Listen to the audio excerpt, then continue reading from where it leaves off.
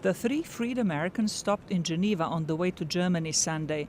Former Marine Amir Hekmati spent more than 4 years in prison on spying charges, and Saeed Abedini, a Christian pastor, had been in prison since July 2012 for religious activity.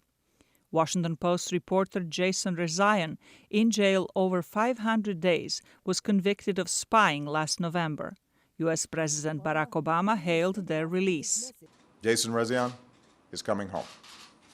A courageous journalist for the Washington Post who wrote about the daily lives and hopes of the Iranian people. He's been held for a year and a half.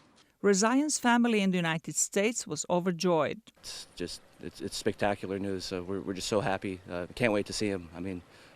Just hope he's in good health. The Washington Post also welcomed the release of its reporter, but critics say Iran has not done enough. This release is good news for Jason Rezaian and his family, but I think it's too early to say that it's good news for the other 18 or so journalists that are still in prison in Iran, and all those journalists who work under the threat of imprisonment in Iran. Earlier Sunday, 7 Iranian men walked free from detention in the United States. President Obama explained their release in a speech Sunday. In a reciprocal humanitarian gesture, 6 Iranian Americans and 1 Iranian serving sentences or awaiting trial in the United States are being granted clemency. These individuals were not charged with terrorism or any violent offenses. They're civilians, and the release is a one-time gesture to Iran. Republican presidential candidate Ted Cruz blasted the release of Iranian prisoners as part of the deal. We're releasing 7 people who were incarcerated for violating the sanctions on Iran and helping Iran develop nuclear weapons.